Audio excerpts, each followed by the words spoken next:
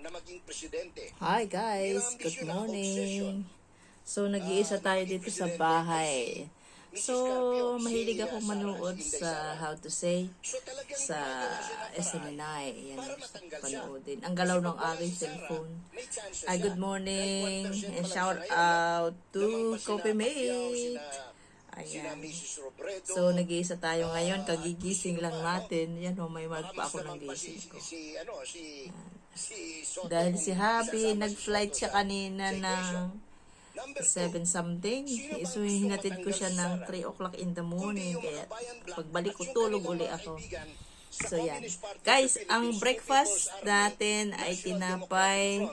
Gutom na ako, kahapon pa ako kumain na alas 6:30. Ngayon ay magto-12 na.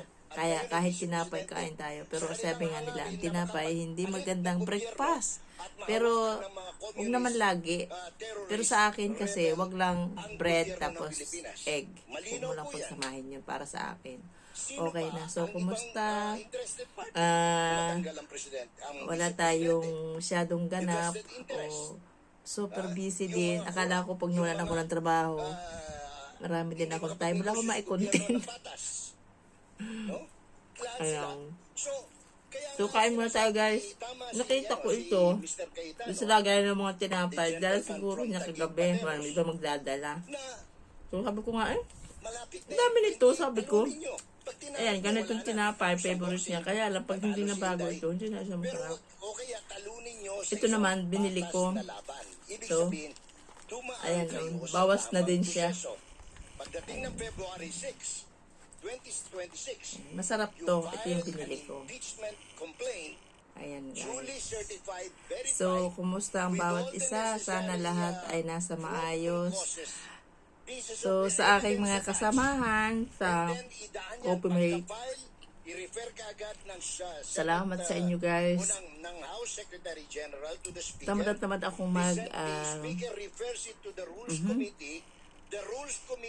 tamad akong mag-edit. So, hilig ko manood ng mga nangyayari sa atin sa Pilipinas. Dapat lang naman na maging aware tayo sa nangyayari sa Pilipinas. Diba? Kaya lang, minsan pag puro reaksyon na lang at papanoodin, minsan din na rin alam kung ano totoo ba doon. Siyempre, sariling opinion na lang din nila yun. Kaya ganun. So, yun tayo ng tatas. Which are required for a tamang proseso sa isang impeachment proceedings. Na tinutukoy na okay, maglalaba guys. Kaya ito marami akong kalat. Pagdagawa yan, so, pinapakinggan ko si Idmar. na parating sa Senado, magkakaroon ng impeachment trial. So, kumusta ang bawat isa? Sana lahat okay? Na may isasampa pa sa Supreme Court ang ano naman natin about sa ating buhay sa ngayon is ang payo natin sa mga talagang gusto, no? jobless ako hanggang may inaasikaso yung papel ko, kaya lang hindi pa alam kung anong result, and then hanggang kailan matatapos. Ang sana lang ay ma-approve naman ako. Pero ang duration naman noon ay 2 years. So kung di agad matatapos yun, so yan, 2 years akong jobless. Hindi ba tama naman yung sinabi ng Supreme Court, dapat may impeachment? Guys, wala akong exercise kasi bawal akong mag-exercise sa ngayon. Gawa na yung ilalim ng aking paa ay sumasakit. Yung kaliwa. So, sabi ng doktor sa akin is mag-rest ako ng aking pag-jogging o pag-exercise para hindi siya masyadong napapagod yung paa ko. Kasi mawawala din to. Nangyari na to sa akin before. Siguro mga 8 years ago. Dahil lagi din ako nung nagja-jogging. So, tapos gumagamit tayo guys ng sapatos na hindi angkop sa ating paa. So, yan ang aking maia-advise nga pala, kaya ako nag-live, nag-video is, kung tayo ay mag-exercise, magja-jogging, we need to wear yung sapatos na suit sa ating ginagawa. Gawa ng binaliwala ko na medyo kahit masikip, tapos medyo manipis yung sapatos ko, kahit masakit yung talampaka ilalim ko, parang kasing manipis yung mga sapatos ko, pero running ang aking ginagamit, ay hindi ko siya pinansin. Hanggang isang araw, pagising ko, masakit na tuwing gigising ako, ano tawag dito, plantar, parang ganun. So, ang advice lang sa akin ng doktor, rest.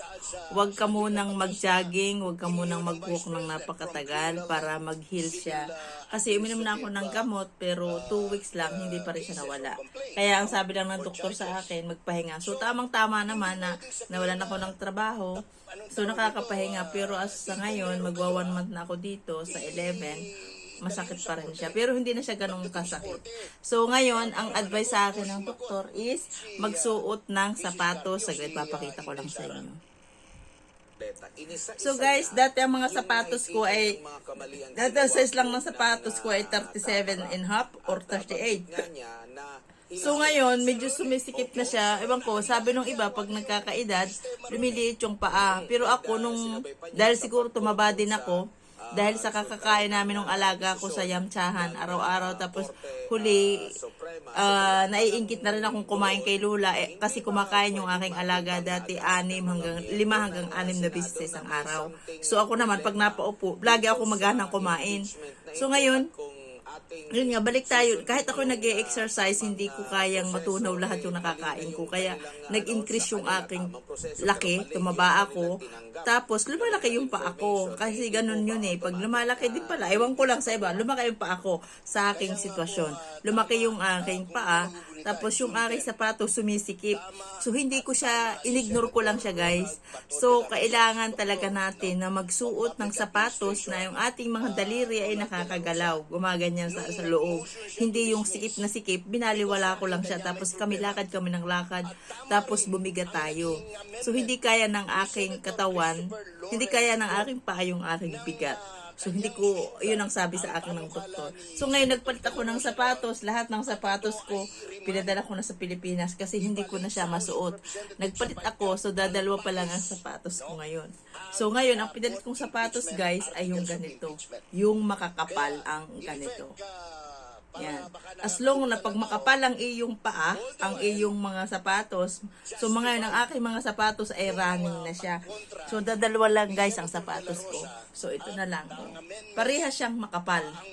So pag makapal kasi guys ang sapatos, pag makapal ang sapatos, gumagalaw ang aking, binili kasi ni Habi, yung aking isa ng cellphone.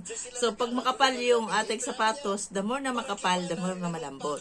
So, pagka ako'y nagchichinelas, masakit ang paa ko. Pero pag ako'y nagsapatos ngayon, tapos nakakagalaw na yung mga daliri ko sa loob, ay, ang kinuha ko na lang sa lahat ng dalawang sapatos ko, yung ganito na lang siya, tela sa ganito. Walang matigas dito. So, malambot siya dito. At ang size na nito ay 40. Kaya may space ang kaunti doon sa unahan. Hindi rin advisable ang sobrang laki. Okay? So, yung medyo maluag lang ng konti sa ating paa. Tapos, gagamit tayo ng makapal na medyas. So, dati ang mga medyas ko yung maninipis. Kasi sabi ko, ang init. So, advisable din yun kung nag-exercise tayo, nagja-jogging, importante yun sa atin pa nagja-jogging, naglalakad, is maganda ang ating sapatos, malambot, and then makapal ang ating medyas. So, yun yung isang tip natin sa ating mga kaibigan na nag-exercise. So, ngayon, hindi naman ako tumataba kahit hindi ako nag-exercise kasi wala ako laging kasama na kumakain. So pag ako lang ay nagutom, sakala ko kumakain. Yun yung aking kagandahan sa ngayon. Yung aking inaayos ko na magkaroon ako ng healthy dieting o tamang pagkain. Hindi yung mayat-mayat tayo kakain. Yun din ang sinasabi nga sa atin na kung hindi tayo nagugutom, wag na tayo masyadong kumakain. Ang aking Aking topic pala ay dalawa. So, yung sa pagkain at saka sa ating sapatos, sa ating pag-exercise. Ayan. So, napakahalaga ng ating exercise sa katawan natin. Yes, lalo na sa mga kagaya nating tumatanda na. Ayan, nanonood tayo ng news habang nag-aalmusal. So, yun ang, I mean to say, napakahalaga yung pag nagkakaedad tayo, yung ating health. At siyempre, number 1 yung dieting. Saka yung ating mga activities sa ating buhay. Panatilihin natin tayo ay malusog. Ayan, malusog. Maging healthy tayo, masaya sa buhay. Maging kontento. Ayan. Pag ako uminom ng gatas ako nakakasipon. Ayan. So, yun lang yung napaka-simple nating sa buhay, yung madumi yung ating kamay kasi humawak tayo sa sapatos. Pero yun naman gilid lang. Ayan. So, yun yung pinakamaganda sa ating buhay para hindi tayo masyadong sabi nga, maging masaya tayo sa ating buhay. Kung ano yung ating pinipili sa ating buhay. Yes, pero para sa akin talaga, number 1 yung health. Kasi tayo ang magsasuffer in the future. So, kaya, mahalin natin yung ating sarili, ang ating katawan. Mahalin natin yung ating kalusugan. Maging masaya tayo. At magkaroon tayo ng contentment sa ating buhay para masing masaya tayo. Huwag tayo maghanap ng wala. Kung ano lang ating kaya, yun lang ang ating, kung ano lang yung ating, ano mayroon tayo, maging masaya. Saka siyempre, tayo nagsisikap. Ayan guys, magtataka siguro kayo, hindi na nga ako nag-e-exercise kasi unang-una, lumipat na ako ng bahay. Village yung lugar niya. Wala tayong trabaho. Pero marami tayong trabaho dito kasi nagliligpit pa ako hanggang ngayon. Dahan-dahan lang. Sa ngayon, ang aking asawa ay nasa Taiwan. Nag-flight siya. Basta every month meron siyang tour. So, part ng trabaho niya yun, guys. So, ngayon, nag-iisa ko dito. Kailangan ko mag-premiere and then shoutout sa Coffee Mate and then sa True Puppies. Yun yung aking dalawa lang nag-GC na sinasalihan. Kailangan parang about YouTube. Minsan, isang buwan, sumisildo tayo. Minsan, 2 buwan. Pag umabot silang 2 buwan, medyo malaki. Pero pag nagsakto lang na isang buwan, mga 105, ganun. Nakakasakto naman tayo na 100. Once na makasakto tayo na 100 sa isang buwan, medyo maliit yun. 100 lang, ganun. Nakasakto lang yung 1,000. 100. Pero pag umabot tayo ng 2 buwan, maabot siya ng almost 10,000. So, okay na rin yun. So, maging masaya tayo. Tapos, pasensya na, hindi ako masyado nakaka-upload. Shorts lang ang aking ginagawa parati para may update ba ang ating YouTube channel. Ayan. Salamat guys. And thank you so much to all of you. Coffee Mate, shout out everyone. And God bless us. Thank you guys. Bye-bye. Have a good day. And see you. Thank you for support. Thank you sa mga support sa akin. Salamat. Bye.